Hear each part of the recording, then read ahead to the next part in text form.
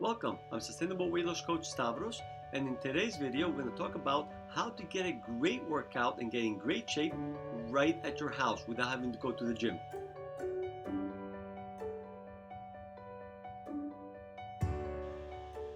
Many people today don't have the time to go to the gym or simply don't have the money to join a gym. Well, the good news is that you don't need to go to the gym to get a good workout or to get in great shape. And by the end of this video, you'll have a simple routine that you can follow and some great eating tips that you can follow that will help you lose weight and get in great shape. Now, first I'd like to start with the good news.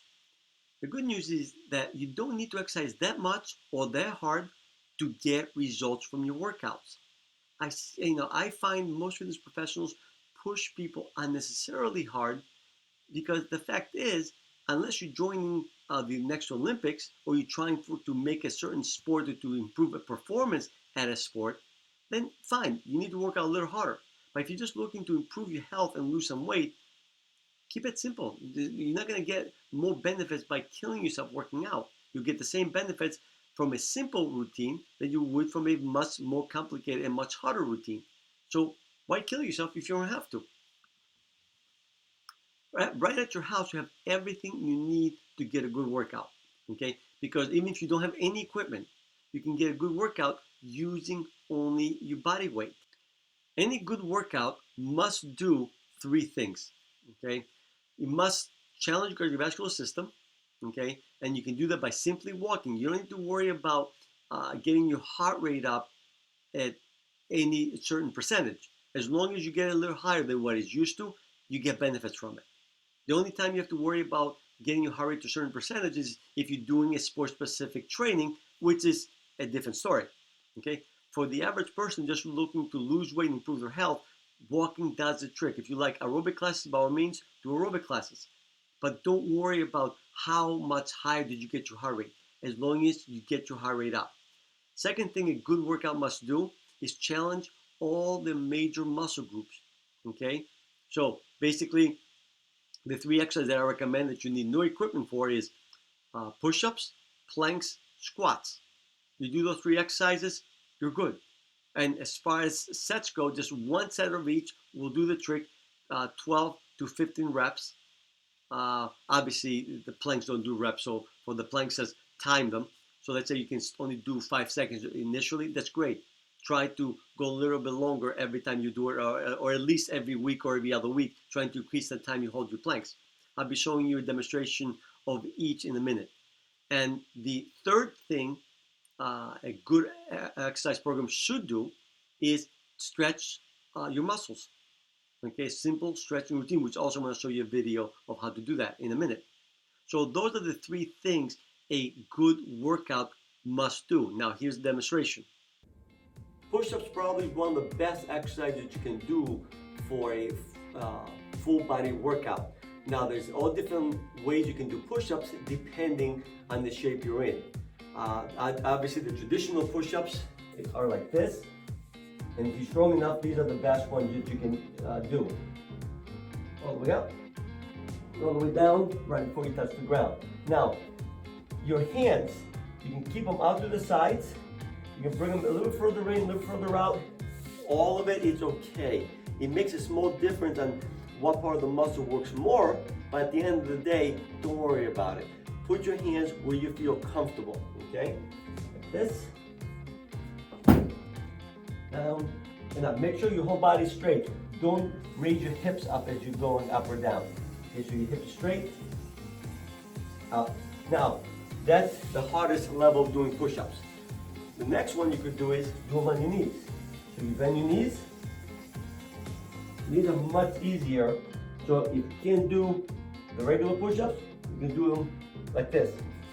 Now, if that's still hard, there's other ways you can actually make the push-up easier by elevating your body. And let me show you how. So you can get a piece of furniture or a chair that you can actually put your hands against, like this, and you can do your push-ups like that. Again, make sure your whole body moves as a unit. In other words, don't do this. This is wrong. This is right. Now we'll demonstrate how to do a squat, okay? First thing you want to make sure you have correctly is the position of your feet. You want to have them shoulder width apart and the toes slightly pointing out just a little bit. Now some people might not need to use any weight. You can just use your body weight, might be enough. Other people might need to use weight. If you need to use weight, I would just grab a dumbbell if you have one, or 2 dumbbells if you want on each side, or you can grab a can of food or a gallon of water or milk, anything to add weight. Now, once you get to the correct position on your feet, you look straight, hold the weight in the front, and as you're squatting, you want to make sure, if you look at the side view, your knees do not go over your toes too much. In other words, don't do this. Okay, that puts more extra pressure on your knees. Stick the hips back. And notice as I'm sticking my hips back, the weight moves forward to counterbalance my hips. Also notice how my spine stays straight. In other words, you can lean forward, but in other words, don't do this. Okay, so you want to make sure spine stays straight. You can lean forward, all the way up. Also, if you find going too far down bothers your knees or your back, do a quarter of a squat, like this. And as you get stronger, you can start going deeper and deeper. And now I'm going to demonstrate how to do a plank, okay? Now, the most important thing in the plank is the starting position, okay? Because if you have the wrong starting position, you're going to end up with the wrong form. Now, a lot of people, when they get into the plank, they'll do it like this, okay? The problem with this is I have my hips way too far up. You want to start your plank like this. You're on the floor. When you're ready, I usually keep my stopwatch in front of me so I can see how long I'm going for. And when you're ready, raise your hips straight. You don't raise your hips up. Your body should be straight. Keep your hips tight. And then if you find that you start sagging, then just stop. Okay? You don't need to increase the plank time every single workout. Usually what I suggest is try, let's say you did it 10 seconds or 15 seconds the first time. Do that for a week or two. Do you feel comfortable? Then maybe push it up to 5 extra seconds or 10 extra seconds. Again, the key is consistency. Don't push yourself too hard, because if you start dreading doing them, you're going to stop. I would also suggest that you do this short stretching routine as soon as you wake up in the morning. Obviously, you can do it throughout the day, but I would suggest you do it the first thing in the morning. Think about it. Your dogs and your cats, what do they do as soon as they wake up? They stretch. So here's a simple stretching routine. You want to start with your neck.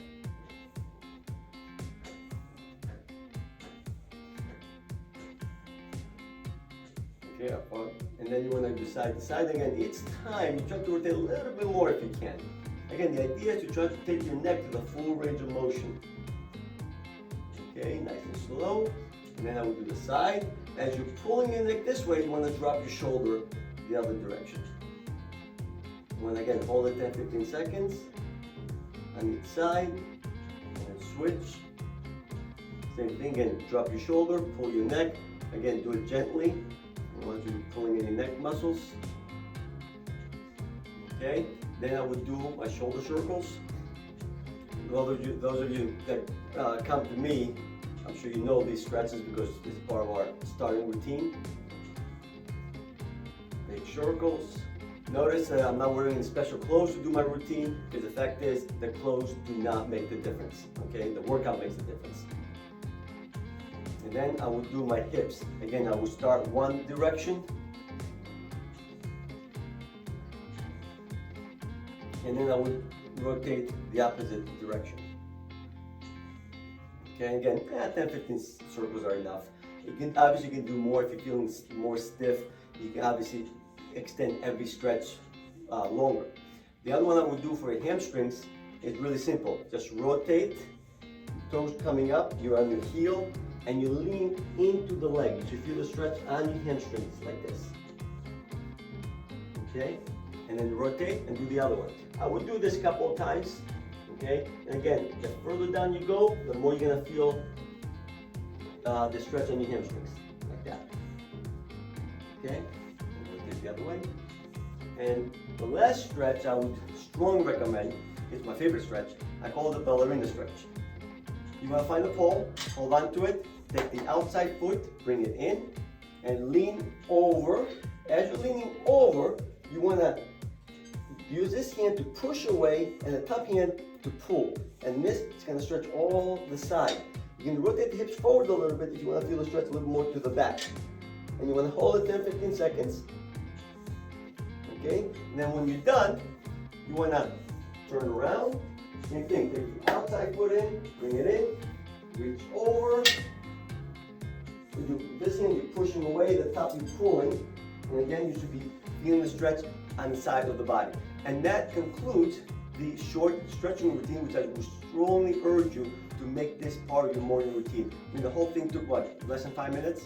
Now, the one thing you want to keep in mind, okay, is that the first goal of any exercise program should not be results, but instead should be to develop the habit of exercising.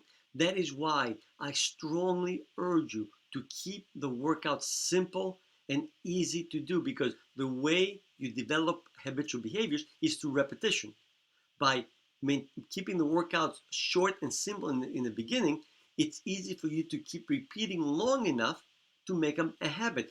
Don't worry about complicating the workout to get better results, because if you burn out, doesn't matter what results you get, because you're going to stop and you're going to lose whatever results you achieved. So that is why I want to emphasize the first goal of an exercise program is to develop the habit of exercising.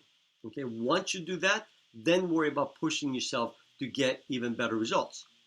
Now, the next thing you want to keep in mind, when it comes to weight loss, your diet plays the biggest role. Okay, I love this saying that you can never outrun your fork. Okay, because let me ask you a question: what is easier, to burn 100 calories or not eat 100 calories? As far as eating is concerned, here are my best tips. Number one, take regular breaks from food. Okay, that is the most important eating habit you can develop. Taking breaks from eating at least 16 hours or longer. Okay, the best way to do it, skip breakfast. Okay, that's another whole conversation about breakfast, but the fact is, breakfast is not an important meal. And if you look at healthy regions around the world, you don't see any of them eating breakfast. Anyway, so that will be the first habit, eating habit, I would strongly urge you to develop, taking breaks from food, which unfortunately not too many nutritionists recommend people doing that. Second, eat slowly and mindfully. That is one of the best eating habits you can develop that will get you to eat less food without even trying. And by eating less food without trying, that means you're going to end up eating less without feeling deprived. The problem with a lot of diets is that they leave you feeling wanting more. By learning to eat slowly and mindfully, you are automatically going to eat less food without feeling that you ate less, that's why you end up eating less food without feeling deprived. The next one is make junk food special. Okay, I strongly urge you not to try to eliminate junk food. I know a lot of nutritionists tell people eliminate junk food. Well, if it was that easy, junk food companies would be out of business by now. The fact is, junk food is here to stay. We have to learn to live with it. Obviously, if you don't have any craving for junk food, don't eat it. But most of us, and I include myself in this, love junk food. So what I mean by making it special is have it on the weekends. Monday to Friday, don't eat any junk food. Fridays after 5 p.m. or on the weekends only, you can have your junk food. Same thing on holidays, birthdays. By having an attitude, it's much easier for you to resist cravings. Because let's say you have a craving for junk food on Wednesday, okay? Isn't it easier to resist knowing you can have it guilt-free on the weekend instead of I can never have it again? So what happens is when you say to yourself, I can never have it again, eventually you're going to give in. Once you give in, you say to yourself, well, I give in as much as well, really enjoy it and have extra, and then on Monday I'm going to start fresh again. Well, that's how binge eating started. So that's why I would urge you to make junk food special. Don't try to eliminate it. Now, and the next one is try to eat more fruits and vegetables. I can't emphasize that enough. I think fruits and vegetables should be what people eat the most of. Okay, and if you look at every healthy region around the world, they eat a diet high in fruits and vegetables, low in meat and meat products. So now you can know all this, and I always say this to my clients that Knowledge is not power. Applied knowledge is power. It's not what you know, it's what you do with what you know that makes a difference. You can know all the right eating habits you need to develop. You can know the best exercise program in the world. It will not make any difference unless you know how to apply those things into your life without burning yourself out. Unfortunately, that's something that a lot of weight loss programs don't take into consideration when they're developing their eating regimen and their exercise program. And that is why most people end up burning out and quitting, regardless of the results that they see. That's why I always, actually, if you ask me, what's the what makes the biggest difference in the effectiveness of my approach to sustainable weight loss?